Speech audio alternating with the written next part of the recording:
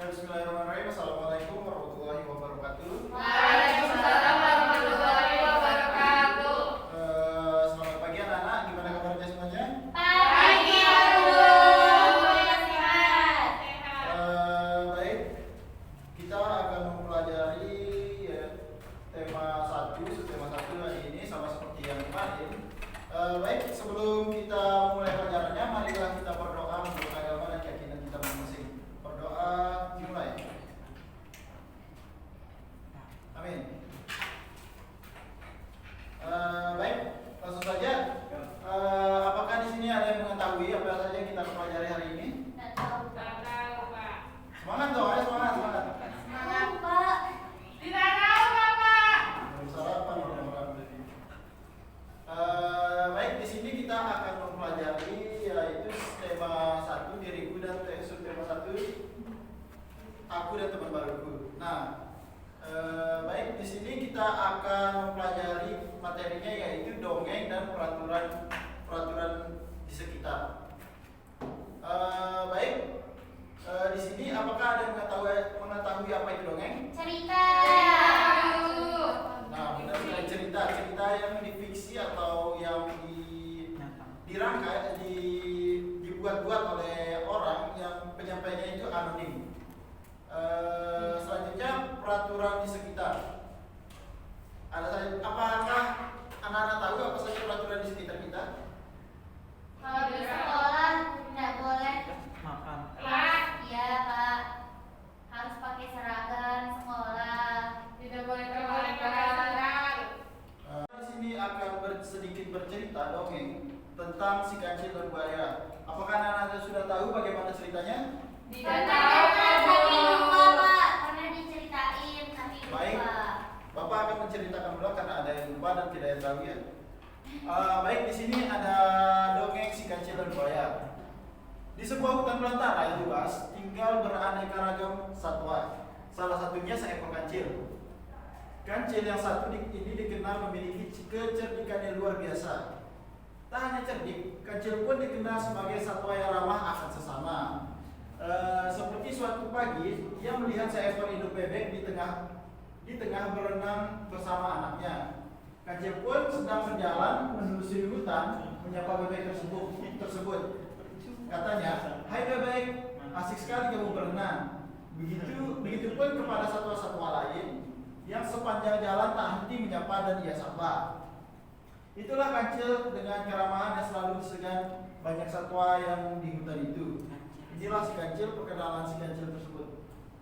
Selanjutnya, tak hanya ramah, kancil yang terkenal akan kecerdikan ini juga sering membantu satwa-satwa hutan lain dalam memecahkan masalah. Banyak satwa yang datang ke kancil jika merasa memiliki masalah. Kancil pun dengan senang hati membantu dan memecahkan masalah kawan-kawannya. Seperti suatu ketika saat tengah berjalan menelusuri hutan, ia menemukan 3 ekor anak ayam yang terperangkap di dalam lubang yang cukup dalam bagi mereka. Kancil pun segera menghampiri anak ayam itu dan turun ke lubang tersebut untuk membantu mereka yang terperangkap.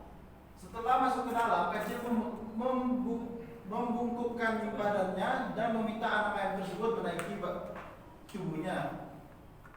Kata kancil, ayo kalian bisa naik ke tubuhku, jadi kalian bisa keluar dari ini dan bertemu induk kalian, ucap kancil dengan ramah.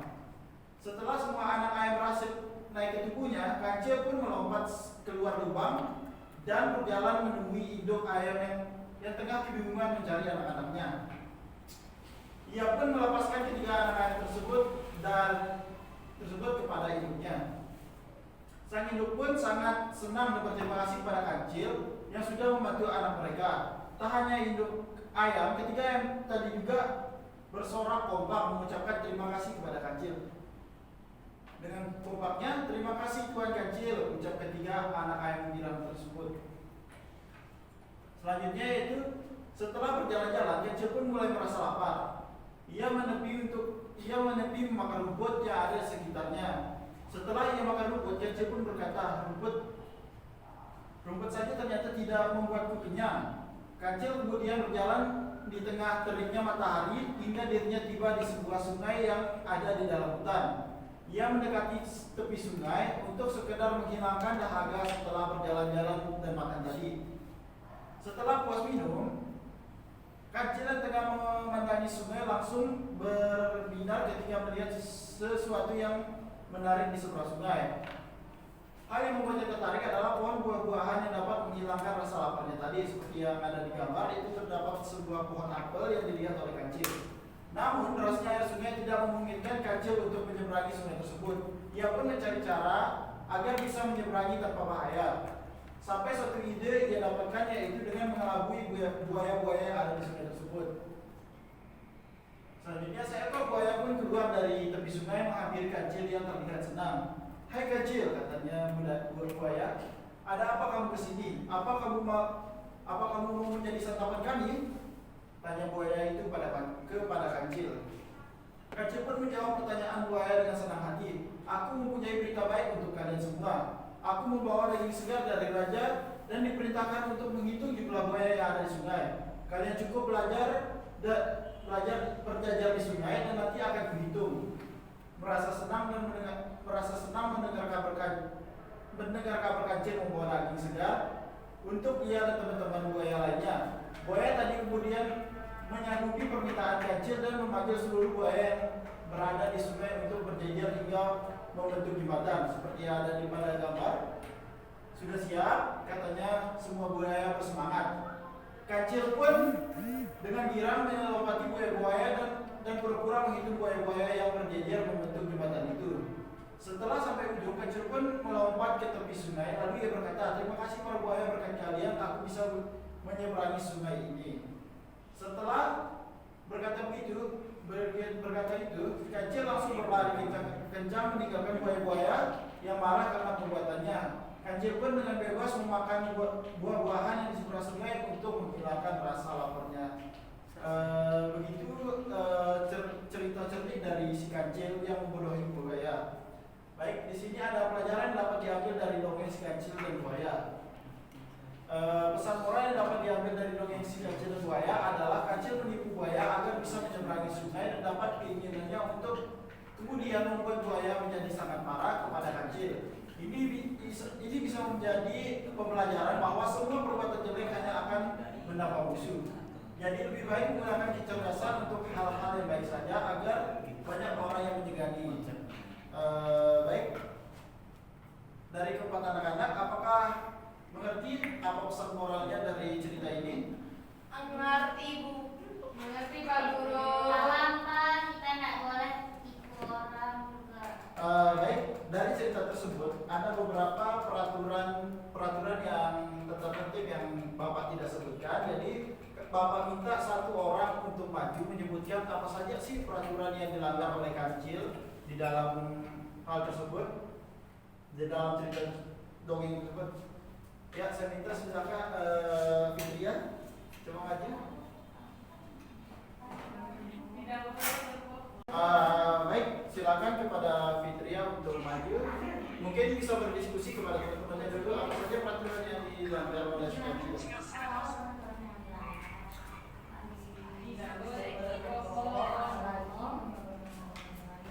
Pak Guru Husnul dapat. Mungkin gimana? Ada Fitria, nanti saya briefing. Ceritakan kepada teman-temannya apa saja. Jadi aturan yang dari cerita kancil dan buaya itu, kita harus ramah, kemudian harus baik kepada orang, tidak boleh berbohong. Itu aja, Pak.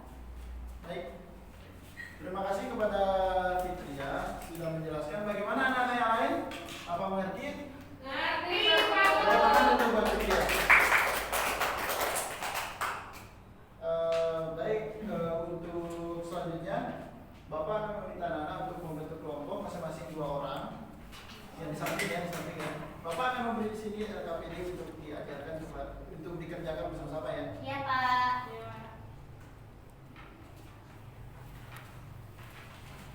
Silakan diskusi. Di sini KPD ini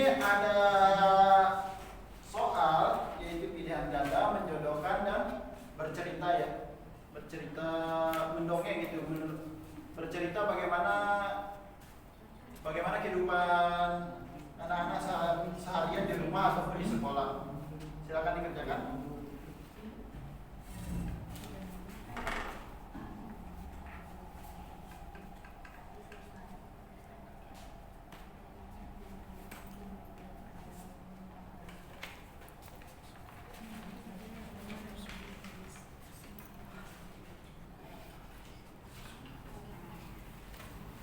Baik, sudah selesai anak-anak? Sudah, Pak. Sudah, Pak. Bisa dikumpulkan? Bisa Pak Guru. Terima kasih. Sama-sama Pak Guru.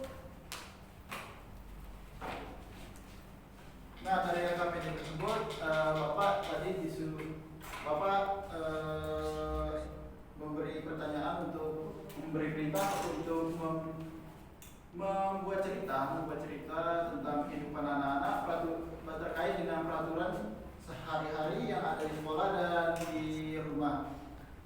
Mungkin untuk satu perwakilan kelompok bisa maju. Ayo, siapa yang mengajukan diri untuk maju ceritakan? Silakan saudari Wis maju. Semangat Ewis. Baik, perhatikan di sini Wis akan menceritakan ceritanya bagaimana mentaati peraturan di rumah maupun di sekolah. Silakan Wis.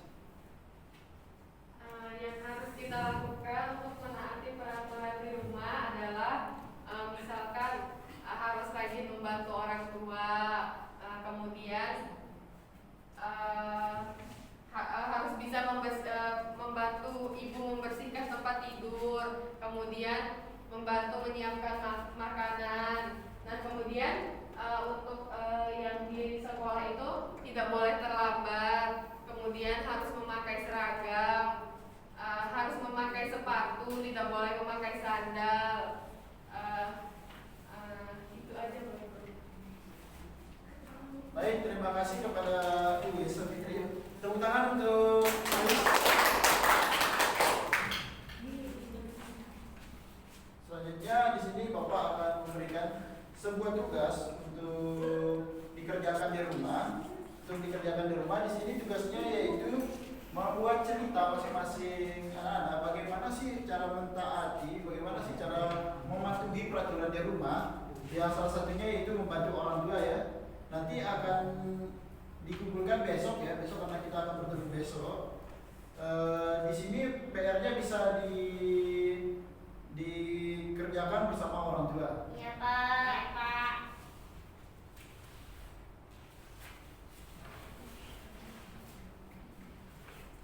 Bapak Padi sesuatu ya. Iya, Pak.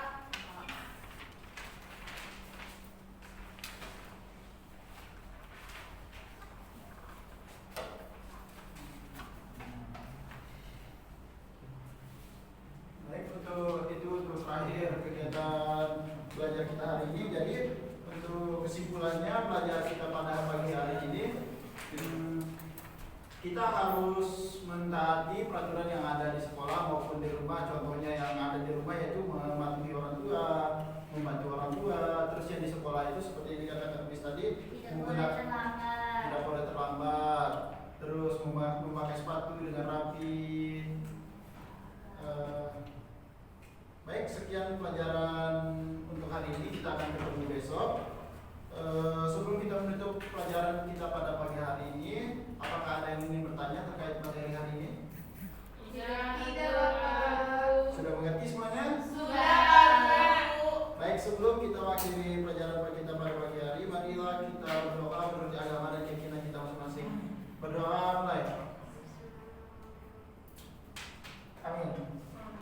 Sekian, wabillahi taufiq wal hidayah. Wassalamualaikum warahmatullahi wabarakatuh.